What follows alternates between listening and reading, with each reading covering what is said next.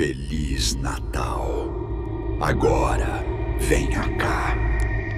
Não tenha medo. Trabalhei como carteiro nos Correios de Florianópolis por 17 anos e posso dizer com certeza que vi coisas estranhas passarem pelas minhas mãos. Mas nada, absolutamente nada, se compara ao que aconteceu com aquela família. Tudo começou em dezembro de 1987. Eu tinha minha rota habitual no bairro da Trindade, casas bonitas com jardins bem cuidados e pessoas que conheciam seus vizinhos. No dia 24 de dezembro daquele ano, recebi uma encomenda para eles. Uma caixa marrom comum, do tamanho de uma caixa de sapatos. O remetente dizia Eduardo Camargo, com um endereço de Joinville que eu não reconhecia. Entreguei normalmente. Sara atendeu a porta e assinou o recibo com um sorriso confuso.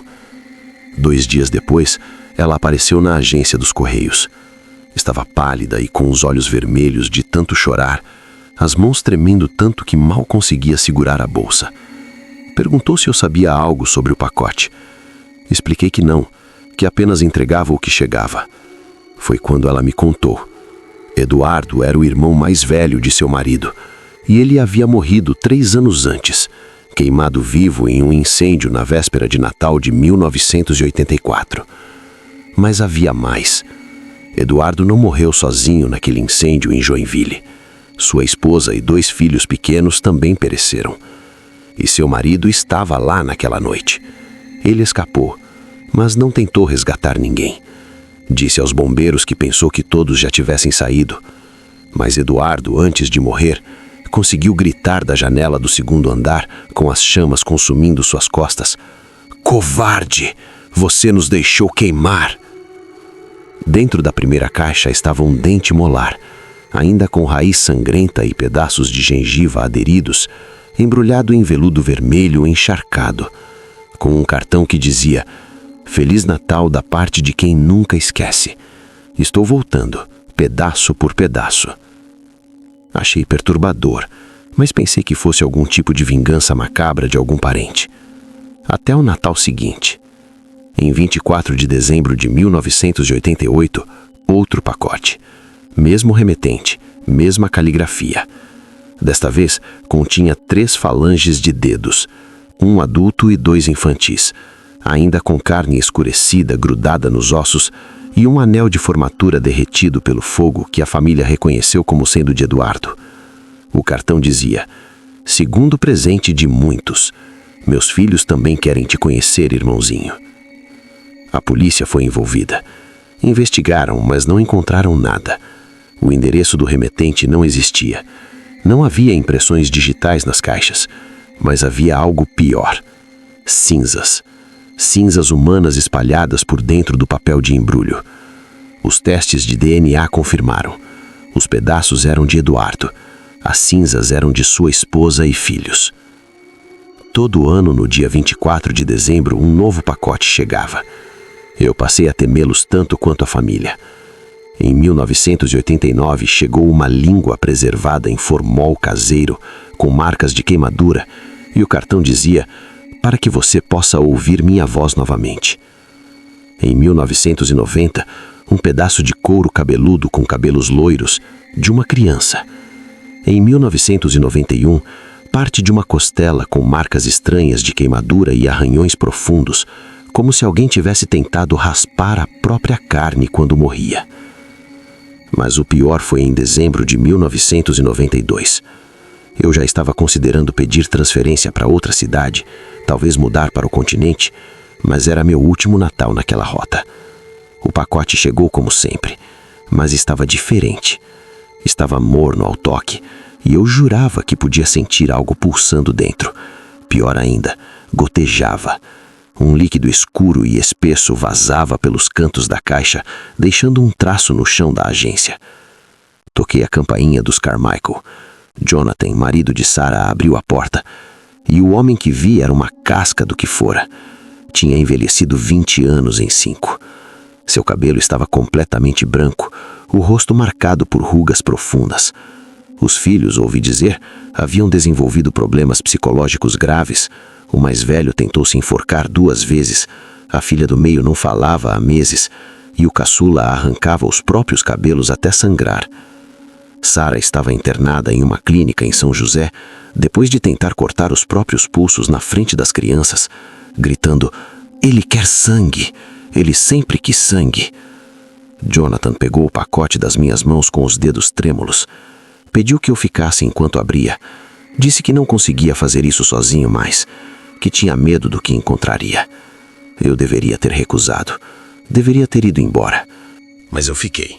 Ele abriu a caixa lentamente na varanda. O cheiro que saiu era insuportável. Carne queimada misturada com algo adocicado e podre. Dentro, envolto em gelo seco que fumegava, havia um coração humano, mas não um coração normal. Este estava carbonizado por fora, como se tivesse sido arrancado de um corpo em chamas, mas ainda estava morno, quase quente. E então, quando John estendeu a mão trêmula e tocou o órgão, ele pulsou. 1 vez, 2 vezes, 3 vezes. Cada pulsação espremeu sangue fresco pelas artérias cortadas, manchando as mãos de John. E de dentro do coração, ouvimos uma voz, fraca, sussurrada, mas inconfundível. "Irmãozinho, sinto sua falta." John deixou a caixa e vomitou ali mesmo. O coração rolou para fora, pulsando no chão da varanda, e continuou falando. "Você me deixou queimar, me ouviu gritar seu nome e correu. Meus filhos chamaram. Tio, nos salve, mas você correu. Ouviu Maria gritar por ajuda e você trancou a porta por fora, não foi? Para ter certeza, para ficar com a herança, com a empresa. Eu sei, irmãozinho, sempre soube." "Não!" John gritou, caindo de joelhos. "Eu não sabia que vocês estavam lá, eu juro." "Mentiroso!" O coração sussurrou, cada pulsação jorrava mais sangue. "Você cheirava a querosene, você acendeu o fósforo, viu as chamas subirem e sorriu." Eu recuei, horrorizado. John estava chorando, com as mãos cobrindo o rosto, balançando para frente e para trás. O coração continuou pulsando na varanda, deixando uma poça crescente de sangue. O cartão estava na caixa ainda. Com mãos trêmulas, peguei-o. Dizia: "Você deixou que eu queimasse sozinho naquela casa. Deixou Maria queimar. Deixou Pedro e Ana queimarem. Por dinheiro. Agora, pedaço por pedaço, volto para você. E quando estiver completo, voltaremos todos. Feliz Natal, irmãozinho. Nos vemos em breve. Muito em breve." Mais uma vez a polícia foi chamada. Eles vieram, mas quando chegaram, o coração havia parado de pulsar. Estava frio, endurecido, como qualquer órgão morto. Não havia mais vozes. Os testes confirmaram. Era o coração de Eduardo, preservado impossivelmente por 5 anos. Mas a investigação revelou algo pior. Encontraram evidências, restos de galões de querosene no porão da antiga casa em Joinville. Registros bancários mostrando que John herdou sozinho uma fortuna considerável após a morte de Eduardo. Pessoas disseram que o viram saindo da propriedade minutos antes do incêndio começar. John foi preso. Aguardaria julgamento por homicídio quádruplo. Pedi transferência naquela mesma tarde para Blumenau, mas a história não terminou. John desapareceu de sua cela na véspera de Natal de 1993. As câmeras mostravam algo impossível. Ele estava dormindo e então, de repente, começou a gritar. Seu corpo se contorceu como se mãos invisíveis estivessem agarrando. E então, diante das câmeras, ele começou a queimar. De dentro para fora, suas roupas não pegaram fogo. Apenas sua pele, sua carne, como se o fogo viesse de seus próprios ossos. Quando os guardas chegaram, John havia desaparecido. Só restavam cinzas no chão da cela e o cheiro de carne queimada. E arranhado na parede, com o que parecia ser sangue carbonizado, uma mensagem: "Agora queimamos juntos, irmãozinho. Para sempre." Soube anos depois que Sara ainda está na clínica psiquiátrica em São José e que ela ainda recebe um pacote todo dia 24 de dezembro. Agora vem com 2 remetentes, Eduardo Camargo e Jonathan Camargo. Dizem que os pacotes contêm partes dos filhos do casal. Um dedo aqui, um dente ali. Como se Edmund e John, reunidos, estivessem devolvendo as crianças para ela, pedaço por pedaço. Dizem que Sara fica na janela todo mês de dezembro, observando a rua, esperando o carteiro. E quando ele chega com a caixa, ela sorri. Sorri e diz: mais um pedaço. Logo estarão completos. Logo poderemos ser uma família de novo. Os enfermeiros dizem que em seu quarto ela tem uma árvore de Natal montada o ano inteiro. E pendurados nos galhos, preservados em pequenos frascos de vidro, estão todos os presentes que recebeu ao longo dos anos. Tenho 66 anos agora. Me aposentei há muito tempo, mas toda a véspera de Natal acordo no meio da noite com o mesmo pesadelo.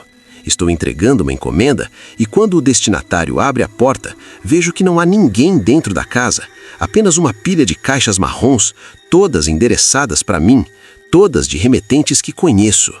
Remetentes que estão mortos. E nos meus sonhos, eu ouço o telefone tocar. Atendo e uma voz queimada, rouca, sussurra: sua encomenda está pronta, carteiro. Vamos buscá-la na véspera de Natal. Afinal, você sabia, não sabia? Viu as cinzas nas caixas, viu o sangue e não disse nada. Você ajudou. E quem ajuda também paga. Acordo sempre gritando e toda manhã de 25 de dezembro encontro cinzas na minha caixa de correio. Apenas cinzas e um cartão que diz: em breve. Pensa que acabou? Não, fica aí. Só estamos começando. Eu sempre me lembro daquela noite como se fosse ontem. Meu nome é Sara. E isso aconteceu quando eu tinha 11 anos, no orfanato de St. Agnes, em Nova York, no Natal de 1997. Era uma noite gélida e a neve caía sem parar, isolando o orfanato do resto do mundo.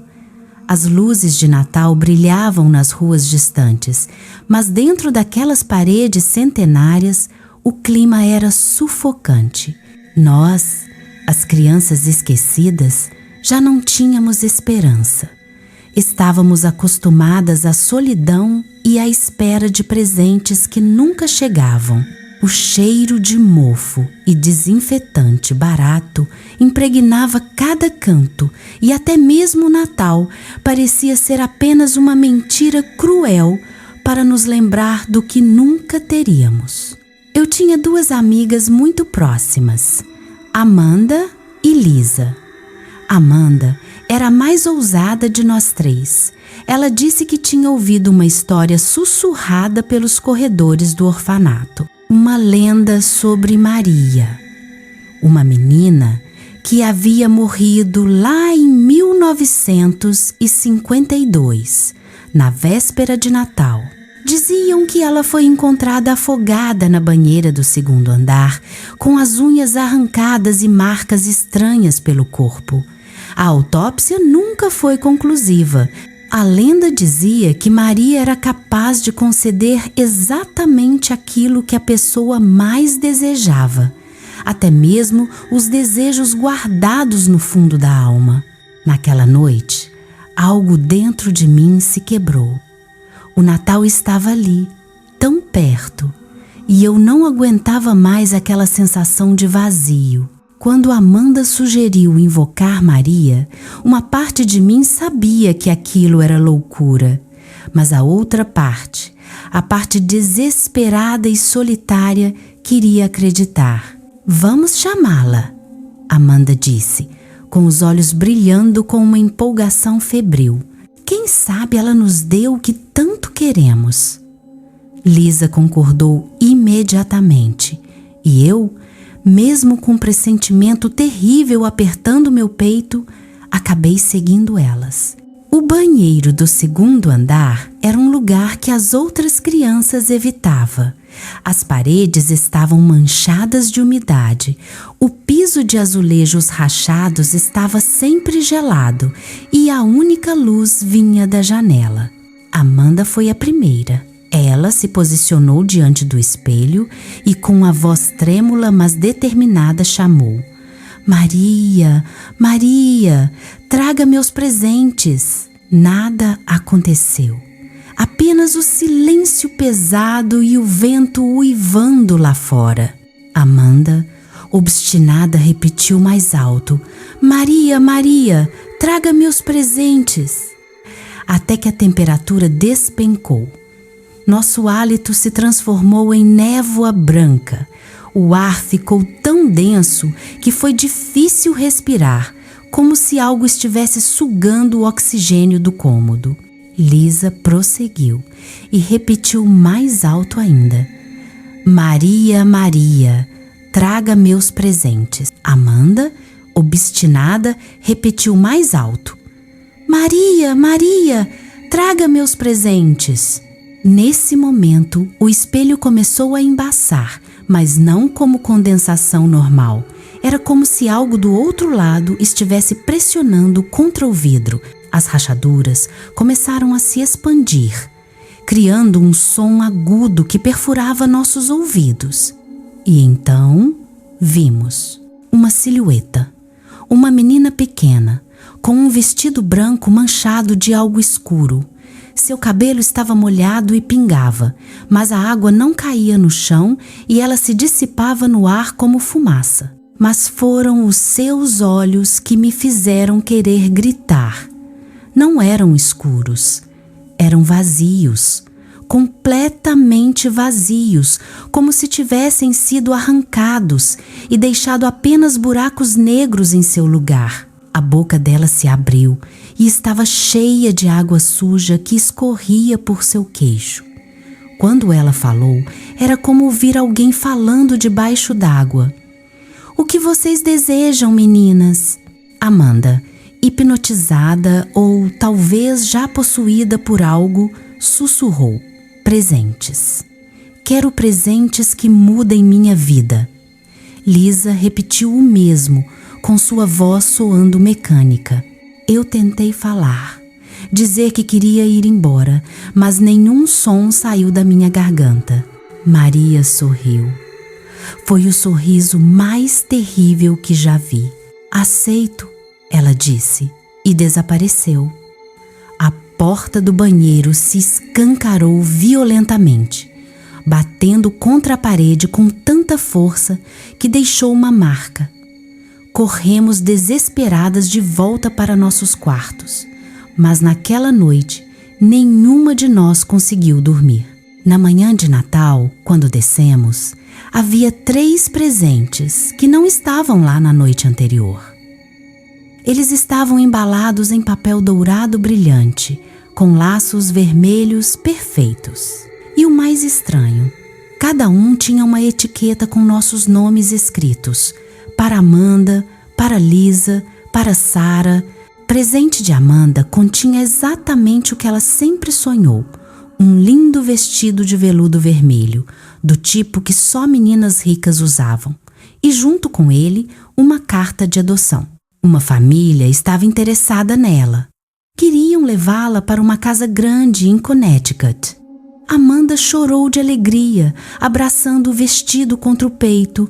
Lisa abriu o seu e encontrou uma linda boneca de porcelana com um vestido de renda, novinha, perfeita. Junto dela havia fotos de seus pais biológicos, algo que ela procurava há anos, e um endereço onde poderia encontrá-los. Lisa não conseguia parar de sorrir, dizendo que seus sonhos finalmente tinham se tornado realidade. Meu presente era o mais bonito de todos. Um diário encadernado em couro legítimo com páginas douradas e dentro dele uma bolsa de estudos integral para uma escola particular de prestígio. Eu finalmente poderia sair daquele lugar, estudar, ter um futuro. Eu segurei o diário contra meu peito, sentindo pela primeira vez em anos algo parecido com esperança. Por 3 dias, fomos as garotas mais felizes do orfanato. Os presentes pareciam ter mudado nossas vidas da noite para o dia. Mas, como sempre, nem tudo são flores. 3 dias depois, Amanda começou a ter convulsões. Os médicos não encontraram nenhuma causa. Ela gritava à noite, dizendo que podia ver todas as versões dela morrendo, uma após a outra. Ela foi encontrada morta em sua cama, Seu rosto estava congelado em uma expressão de terror absoluto. A boneca tornou-se a obsessão de Lisa. Ela começou a tratá-la como se fosse real, conversando com ela, alimentando-a. Dizia que a boneca sussurrava segredos sobre como poderíamos ter evitado tudo isso. Na noite em que morreu, encontraram Lisa no banheiro do 2º andar, afogada na banheira. Mas a banheira estava seca, não havia uma gota d'água. Dentro de sua boca, os médicos encontraram cabelo, muito cabelo. A boneca desapareceu. Quanto a mim, fui poupada da morte. Mas esse foi o pior dos castigos. Depois da morte de Lisa, algo dentro de mim se quebrou definitivamente. Comecei a ouvir vozes e sussurros constantes que vinham de todos os lugares. A voz de Maria, molhada e distorcida, me chamando, me dizendo que logo seria minha vez. Eu a ouvia nos corredores vazios, dentro das paredes, ecoando na minha própria cabeça. Parei de dormir, parei de comer. Ficava horas sentada no escuro, conversando com algo que só eu podia ver. As outras crianças começaram a me evitar, dizendo que eu falava sozinha, que ria sem motivo no meio da noite. Então, os comportamentos violentos começaram. Eu atacava qualquer pessoa que se aproximasse de mim, gritando que elas eram Maria, que estavam tentando me levar. Quebrei todos os espelhos que conseguia encontrar no orfanato, cortando minhas mãos até sangrarem, mas ela continuava aparecendo. Em cada superfície reflexiva, ela estava lá, me observando com aqueles buracos vazios no lugar dos olhos. A diretora do orfanato não teve escolha. Fui internada na clínica psiquiátrica de Bellevue. Me isolaram em uma cela acolchoada, depois que tentei arrancar meus próprios olhos, gritando que precisava ficar cega para não vê-la mais. Os médicos dizem que sou esquizofrênica paranoide, que sofro de alucinações auditivas e visuais severas, que Maria não é real. Eles me enchem de remédios que me deixam entorpecida, me amarram na cama quando tenho surtos violentos, mas nada faz ela ir embora. As vozes só pioraram. Agora, 28 anos depois daquela noite, não escuto apenas Maria, mas minhas amigas também, Amanda e Lisa. Elas choram. Me imploram para libertá-las. Dizem que estão presas com ela, no espelho, esperando. Esta manhã acordei e havia pegadas molhadas no chão do meu quarto. Pegadas pequenas, de criança. Elas começavam embaixo da minha cama e iam até o espelho que insistiram em colocar na parede, apesar dos meus protestos histéricos. E no espelho, escrito com o dedo na condensação que não deveria estar lá, havia uma mensagem. Sua vez está chegando, Sarah. Feliz Natal. Eu gritei. Gritei até minha garganta sangrar. Os enfermeiros vieram correndo, me seguraram, me injetaram algo que fez tudo ficar turvo. Mas antes de perder a consciência, vi Maria saindo do espelho, molhada e sorrindo, caminhando lentamente em minha direção. Então, se você algum dia estiver em uma festa de Natal, ouvir falar de Maria, não a invoque. Não a chame, não aceite seus presentes, porque ela nunca dá nada de graça e o preço que ela cobra é sempre maior do que você pode imaginar. Algumas lendas existem por um motivo. Algumas portas, uma vez abertas, nunca podem ser fechadas.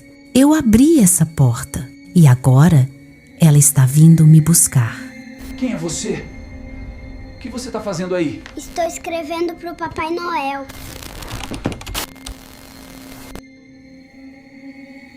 Minha irmã mais nova, Cristina, sempre foi a criança musical da família. Aos 5 anos, ela conseguia reproduzir qualquer melodia que ouvisse. Tinha memória perfeita para ritmo e letra. Nossa mãe costumava dizer que Cristina seria uma estrela um dia. Talvez uma cantora de ópera ou uma musicista profissional. No final do ano de 2011, meus pais contrataram uma babá nova para cuidar de Cristina enquanto trabalhavam. Seu nome era Miriam Porto, uma mulher de meia idade altamente recomendada por outras famílias do bairro. Ela tinha um jeito gentil, usava sempre vestidos florais desatualizados e cheirava a lavanda. Cristina gostou dela imediatamente. Miriam tinha histórias intermináveis, conhecia jogos antigos que nenhuma criança moderna conhecia e, mais importante, sabia muitas canções. Canções antigas, ela dizia, do velho país, embora nunca especificasse qual país era esse. Nos primeiros dias, Miriam ensinou Cristina uma canção. Eu estava em casa no dia, estudando para provas. Ouvi Miriam cantarolando algo na sala de estar, uma melodia estranha que parecia familiar e totalmente alienígena ao mesmo tempo. As palavras eram em um idioma que não reconheci. "Que música é essa?" perguntei, curioso. Miriam sorriu e disse: "É muito antiga, mais antiga do que você imagina. É uma canção de Natal especial, passada na minha família por gerações. Ensina às crianças sobre paciência." Cristina estava hipnotizada pela música. Ela ficou sentada aos pés de Miriam, balançando para frente e para trás, absorvendo cada nota. "De novo!" ela implorava sempre que Miriam terminava. "Cante de novo!" E Miriam cantava, repetidamente, por horas. Naquela noite, depois que Miriam foi embora, Cristina começou a cantar a canção sozinha. Durante o jantar, ela cantava. Quando assistia televisão, ela cantava. Quando minha mãe pediu para ela parar, Cristina acatou obedientemente, mas 5 minutos depois estava cantando novamente, quase inconscientemente. "É cativante, não é?" minha mãe comentou, tentando rir. "Aquelas músicas infantis sempre ficam na cabeça." Mas eu notei algo estranho. Cristina não estava apenas cantando. Ela estava cantando perfeitamente, sem errar uma única palavra daquele idioma estranho, sem perder o ritmo, como se a música tivesse sido gravada diretamente no seu cérebro. Na manhã seguinte, Cristina ainda estava cantando. Ela cantou durante o café da manhã, cantou no caminho para a escola, cantou durante as aulas, segundo sua professora, que ligou preocupada. A professora disse que tentou fazer Cristina parar, mas ela parecia incapaz. Lágrimas escorriam pelo rosto de Cristina enquanto ela cantava, mas sua boca continuava se movendo, sua garganta trabalhava, seu corpo inteiro estava comprometido com a performance silenciosa daquela maldita canção. Foi minha mãe quem decidiu encontrar Miriam. Ela contratou um investigador particular, que descobriu algo perturbador.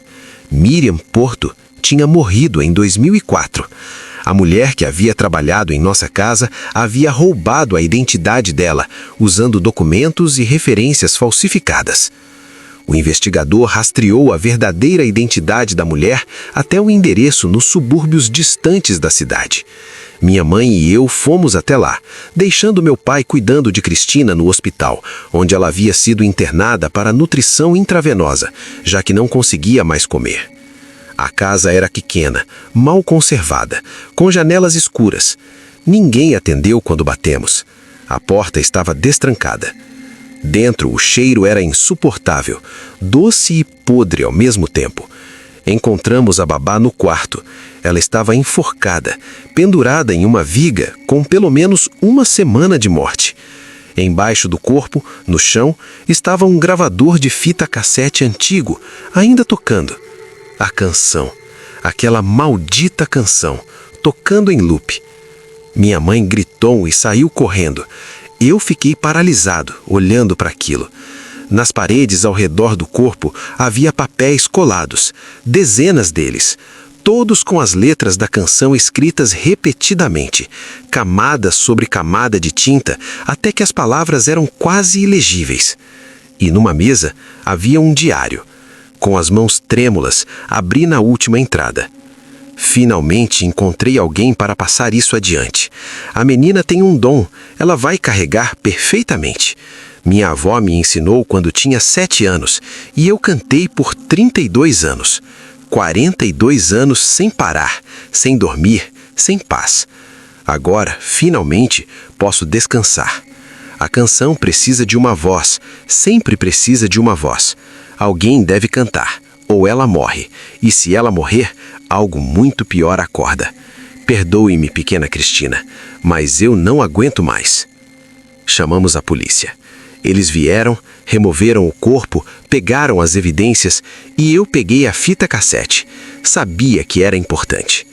No hospital, encontramos Cristina em estado crítico. Ela havia perdido mais de 10 quilos. Seus lábios estavam quebrados e sangrando, mas sua boca continuava se movendo, silenciosamente agora, formando as palavras daquela maldita canção. Eu olhei para a fita na minha mão. Tinha uma ideia terrível, mas era a única ideia que tinha. Coloquei a fita num aparelho de som portátil que havia no quarto do hospital. Apertei play. A canção encheu o quarto, aquela melodia estranha e antiga, e pela primeira vez em 2 semanas, a boca de Cristina parou de se mover. Ela olhou para mim, seus olhos focando pela primeira vez em dias. Caio, me ajuda. Eu sabia o que precisava fazer. Peguei o aparelho de som, levei para o corredor e o destruí. Pisoteei a fita cassete repetidamente, quebrando o plástico, puxando a fita magnética para fora e rasgando-a em pedaços minúsculos. No quarto atrás de mim, Cristina começou a gritar. Mas não era a canção, era apenas um grito humano, normal, de medo e confusão. E então, silêncio. Cristina desmaiou. Ela dormiu por 18 horas seguidas, o sono mais profundo da sua vida. Quando acordou, ela não se lembrava de nada sobre a canção. Não conseguia lembrar da melodia, das palavras, nem mesmo de Miriam. Mas houve consequências. Cristina nunca mais conseguiu cantar. Sua voz funcionava perfeitamente para falar, mas qualquer tentativa de cantar, qualquer melodia, qualquer música, fazia sua garganta se fechar completamente. Era como se sua voz soubesse, em algum nível profundo e primordial, que cantar era perigoso. E eu cometi um erro. Ao destruir a fita, ao libertar Cristina, eu ouvi a canção. Realmente ouvi. Prestei atenção nela. E agora, 14 anos depois, ainda a ouço em minha cabeça. Não constantemente, graças a Deus, mas em momentos de silêncio, quando estou quase dormindo ou quando acordo no meio da noite, lá está ela.